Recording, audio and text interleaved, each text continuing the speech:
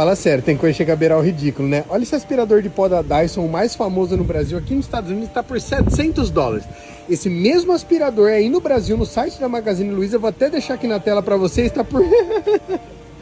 Não é possível. Ei, Brasil, R$17.943 à vista no Pix com desconto. Corre que tá acabando, hein? Aqui nos Estados Unidos, $700 e aí no Brasil por quase R$18.000. Fala sério, chega a beirar o ridículo, né?